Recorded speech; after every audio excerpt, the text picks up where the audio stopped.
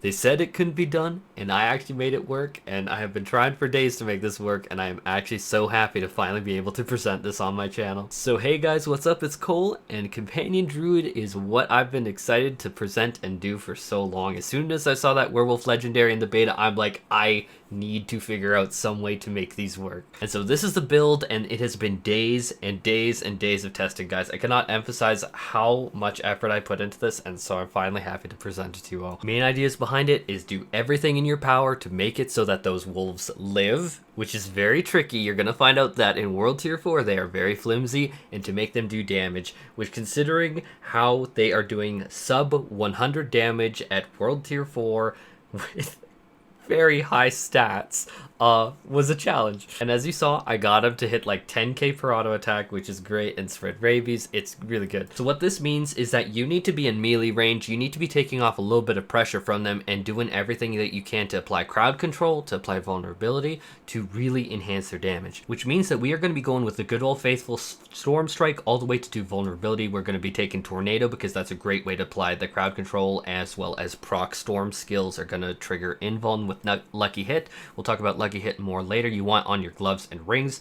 Predatory Instinct because you're going to be close. Earthen Bulwark is going to be fundamental to this build. You cannot tell me that anyone telling you to do a build who has done World Tier 4 should not have Unstoppable in it. Every single build that's recommended to you should have Unstoppable, and Earthen Bulwark is your source of that, and with the low cooldown that it has, makes it pretty accessible. It is not as flawless as Grizzly Rage, but Grizzly Rage is a skill that I could not work into being viable with this.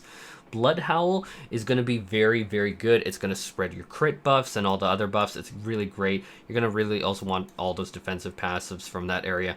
Wolves, you're going to max it out. You're going to make it so that they hit faster with crits. Poison Creeper is going to be great to the build because you're in melee range, you're doing all these companion buffs, and so that eats up all the buffs. It's great. Rabies I took because the Rabies talents, as far as I have been informed and found out, do impact your werewolf pets. Poison enemies are slowed by 8%. That's really good. And then they take additional critical strike damage. If they're poisoned, you're going to get a lot of poison out with Poison Creeper, and that is fantastic.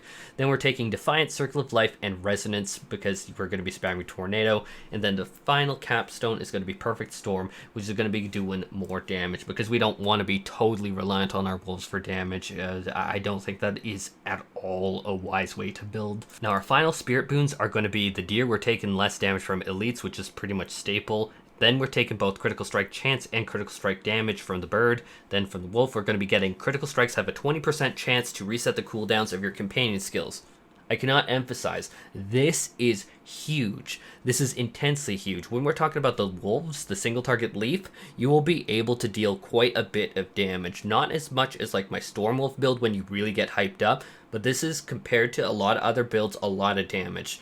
And so you'll want that, and then the Poison Creeper is going to mow down packs in AoE, especially if you get this passive to proc, this pack leader proc. You're gonna get it really, really doing a whole lot of work for you. You will be impressed. I was impressed. I was like, oh wow, that really ties it together.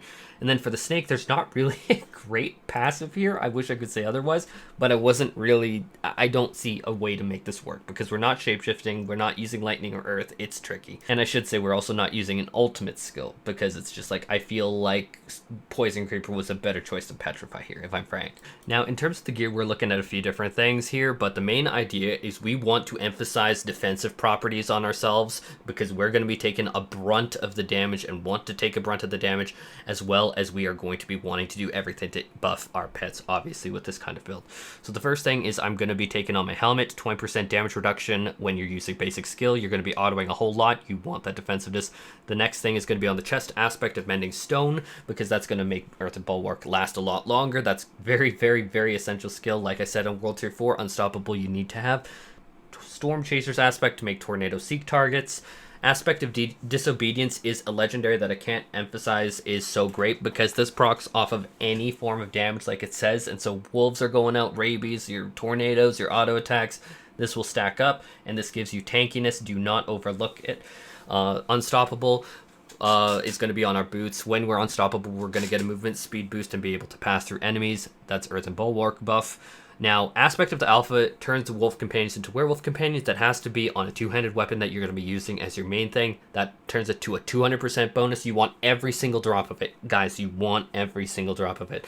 Now, the next thing is Aspect of the Stampede, which gives you one additional companion and then up to a 30% bonus because we're putting it on the amulet. It is incredibly impactful. Now, in terms of Aspect of the Wild Rage, I just threw it on a ring. Bestial Rage key passive. If it doesn't work, guys, let me know. I believe it works, but again, I don't have a striking dummy to thoroughly, completely at a clean environment test. Then finally on a ring, we're having Night Howler's Aspect up to 10% critical strike buff for everyone, and we're going to be spamming that so much anyhow, so it's really good. Now people are going to be like, where's the uniques? What's going on here? I did not, in all my hours of playing, get Storm's Companion leggings to drop, otherwise I would slot it in here. But I think that's also a good thing because uniques are so tricky to get. Like, I failed to get that unique myself, and so this is going to be a more accessible build for everyone if they're interested in this. So kind of, you win some, you lose some. Super duper quick, let's go over the stats that you want in it because I tried so hard for the stats on this. So you're going to be wanting to absolutely make sure that on your helmet you're getting Ranks of Wolves, reduced cooldown duration, maybe even dexterity for crit. For chest, you're going to be primarily focused on defensive stats. Things like Blood Howl ranks are going to be great. Companion skill damage is okay. It's not super impactful, but in this build it does scale up. Hands, you're going to really want Lucky Hit chance and Critical Strike chance. Ranks of Tornado are also going to be pretty good. Attack speed's also pretty good. For the legs, you're going to really want a lot of damage reduction. Ranks of Rabies is possible on legs, and it's pretty decent. Maybe even Dexterity, it's pretty decent. If you get the unique Storm's Companion, slot that in here, and then I'd put that legendary that I have on the legs currently on the helmet because I really don't want to give that up. It's so much free armor. For boots, movement speed is best in slot. If you're using boots without movement speed, you're really going to be screwing yourself, especially if you're trying to farm long term. It's not just a micro optimization, it's huge. Spirit cost reduction is great. Damage reduction, boots doesn't have like a direct companion modifier. Then amulet, you want companion skill damage, ranks of all companion skills, ranks of wolves, ranks of vine creeper even's good. Movement speed's amazing too. Maybe even damage to elites or straight up damage. And then rings, your most important things are going to be critical strike, lucky hit, maybe even damage to crowd controlled vulnerable damage, but definitely lucky hit and critical hit. And then for the two-handed weapons for the druid, I usually go for a staff because that gives you damage to crowd controlled enemies, and you're going to be doing a lot of crowd control, so that's going to be very strong. Even willpower could work here because willpower is going to buff your wolves. Now let's talk about the Paragon boards really quick. So the glyphs that we want are going to be human because you're going to be in human form. It's a free flat damage boost no matter what you do. We're going to want the wilds glyph, and this glyph is absolutely mandatory. If you're going for this build, max this out because it's going to give you over 25% per intelligence node around it, and it's going to be absolutely fantastically vital for this build. If you do not have this glyph, you can't do this build. I will go so far as to say that your wolf will be so much weaker. It's crazy. It truly makes a world of difference, guys. Max it out.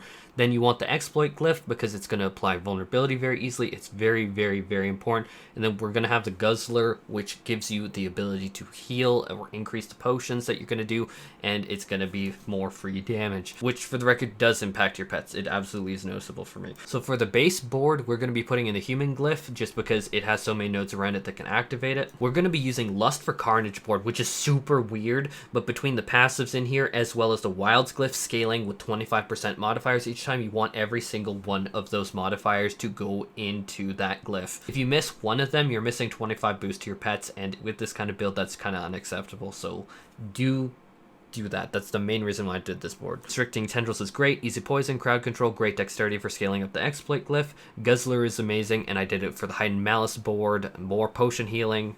Fantastic.